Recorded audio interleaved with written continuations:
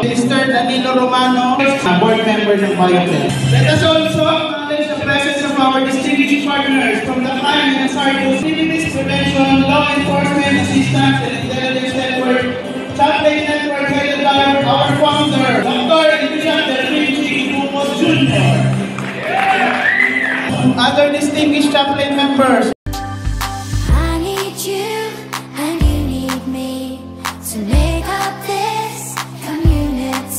From the Legacy Health Solutions International, headed by our Chief Executive Officer and President, Mr. Helmi Hildo Basco Jr. It won't work without my friends, so let's all come together. From Isaiah Ventures Holding, being represented by our General Manager, again, Dr. Alfredo de Guzman. Together we're stronger. We've got to remember we're one. Please join me in giving a warm welcome to the President, Mr. Javier Navarro, together with his Vice President, Mr. Danilo Romano, of the ASMI Foundation. We can come together.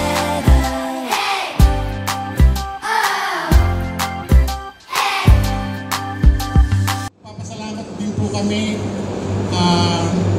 sa ating mga partner, sa ating mga officer na nandito, General Delphine Idocos, Colonel Guillermo Cabuenas, Major Ruben Cham. At salamat din po sa mga kakolaborate natin na walang kupas na sumusuporta sa atin.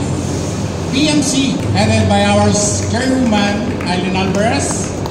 When it comes to health, PMC. Legacy, Isaiah Venture, UBI, and Chaplain. I will listen to your words. I'll forgive when I get hurt. I'll pick you up when you fall down. So let's all come together. Naganap po sa ASMI Foundation. During 1993, kami po ay nagtatanim, naglilinis ng mga smoky mountain, yung mga idle land tinatamnan namin para makapagpaaral kami ng mga batang lansangan. And then, every morning, naglilinis kami ng, may mga ano kami na naglilinis ng mga barangay. Yun po yung mga project, nag-alay linis tanim, ganda ayos po kami.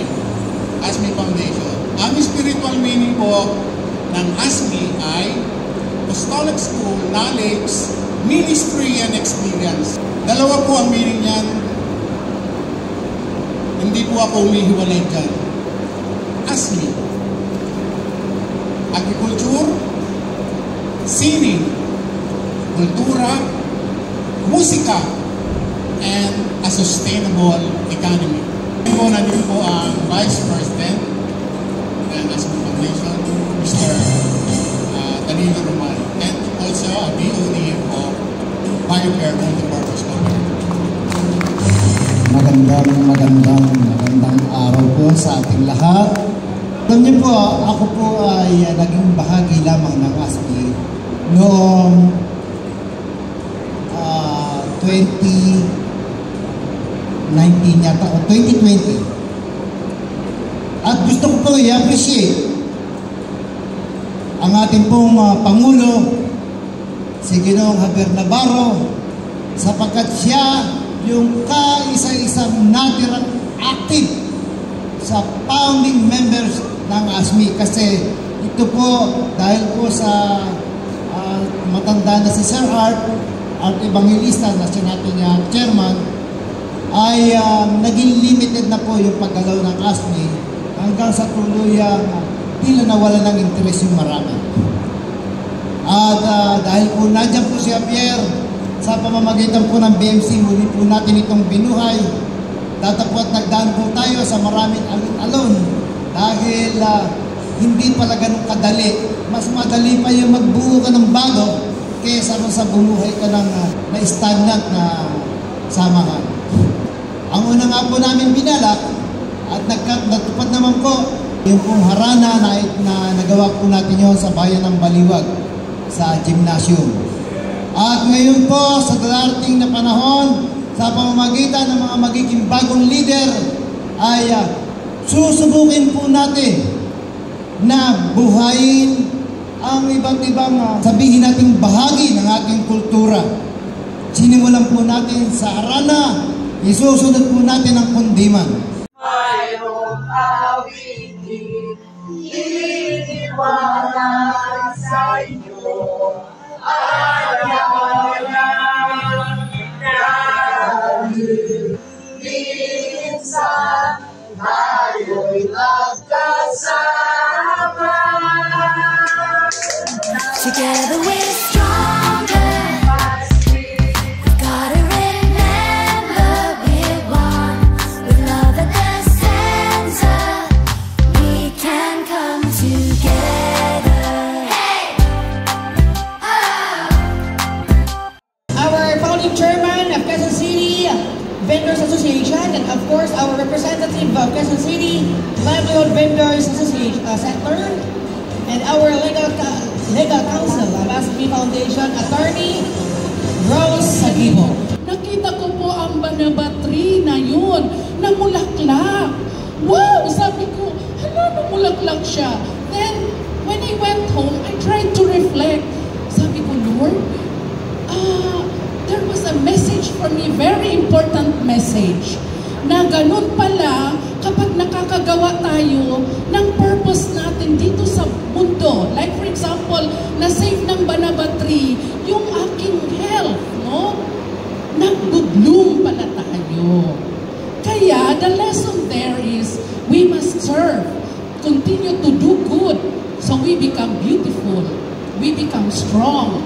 Ganun pala yun. And when we serve our purpose, magagaya din ako sa banaba, nag-flower siya, nag-bloom siya. Yun lang ang aking inspiring message. Thank you po. Maraming salamat. It is my pleasure to introduce to you our next speaker, representing another key initiative that aligns with the mission and values of the ASPI Foundation. They will share with us how their program is making a difference and that lies ahead. Please join me in welcoming, ladies and gentlemen, the founder of Champlain Network, Director General, and Bishop Delphine G. Gidocos Jr. Please, let's greet. Distinguished colleagues, esteemed partners, good afternoon to everyone who gathered here at the 2025 General Assembly of ASPI Foundation Philippines Incorporated. I stand before you today as the Director General and Founder and CEO of Crime and Hazardous Activities Prevention, Law Enforcement Assistance and Intelligence Network, known as Champlain Incorporated. Of course, deeply honored to address this distinguished gathering of business leaders and social innovators. Ang sarap pakinggan ng mga testimony kanina, the messages in terms of propagating the culture about this foundation, ASPI Foundation, and of course, yung banaba, symbol of servanthood. I love people to do something good for the interest of our country.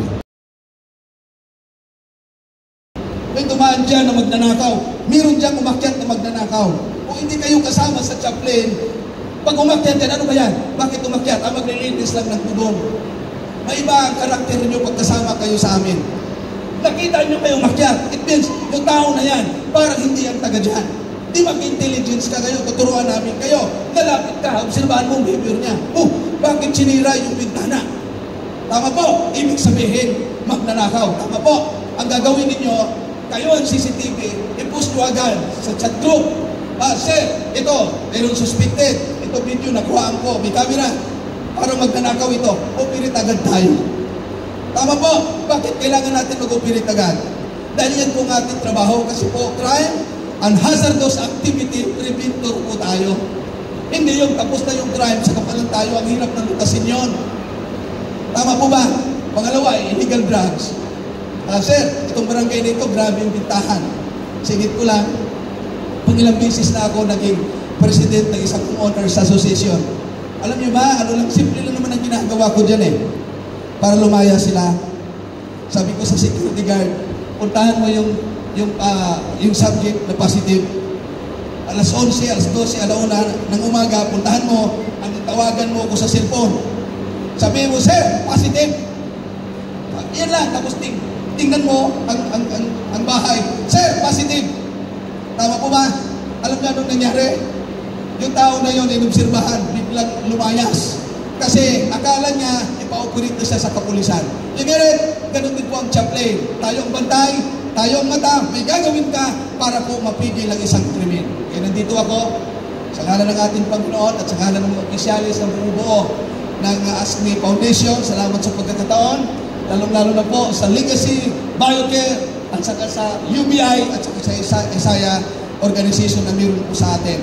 Kaya tayo po mag-unite, mag-collaborate para mabuo po ang isang accomplishment na matagal na po natin pinag-unite.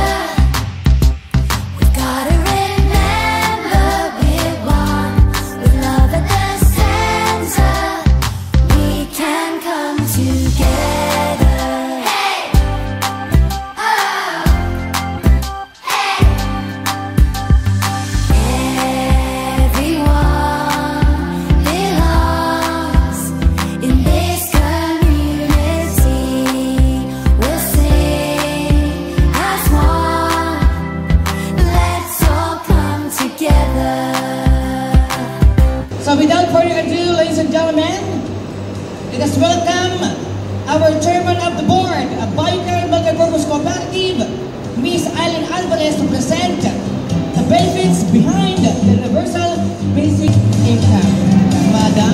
Thank you, Ray. Magandang araw po, ASME family! Palakpakan po natin yung ating General Assembly. At syempre, sa ating po mga kagalang-galang ng speaker, na ating inimbita, of course, our very own Attorney Rose. Thank you so much sa time mo. General Guiducos Jr., thank you po sa inyong mga oras na binigay para maging matagumpay ang ating ASME General Assembly. Okay po ba kayo lahat dyan? Abay, giti-giti naman kahit mainit ang panahon. Okay? So, mga kasama, isa po ako sa talagang masugid na nagsulong para mag-revive ang ASME Foundation one or 2 months before mag-COVID-19 pandemic. Ito po ay dahil sa utos, sa pagsusumamo din ng ating founding vice chairman ng BioCare Multipurpose Cooperative na siya rin naman na founding chairman ng ASME Foundation. At ito ay walang iba kundi ang ating Tatay Art Evangelista. Palakpakan natin. 83 years old, alive and kicking. Yes, kaya lang, limited na po ang kanyang mga physical activities. Kaya by spirit, true spirit, kasama po natin ang ating Tatay Art Evangelista. Muli, palakpakan po natin. Wala po ang ASME Foundation kung wala po ang Tatay Art natin. 30 years ago, i-visualize na ang ASME Foundation ay magiging daluyan ng mga biyaya para sa mga Pilipino. Kaya nga po sa pagsusumikap ng ASME Foundation at ng BioCare Multipurpose Cooperative, naging kasama po natin ang Legacy Health Solutions, ang Chaplain, na ngayon po ay ating panauhing pandangal, ganun din ang Isaya Ventures, na ngayon po ay nasa Dubai, at ang CEO, at ang ating UBI, Universal Basic Income. Universal Basic Income. Sa makatuwid, ito po ay hindi lang para sa mga Pilipino, kundi ito ay para sa buong mundo. Lalo na sa mga third world countries. At tayo po ay kasama doon. Okay? Bakit kailangan natin ang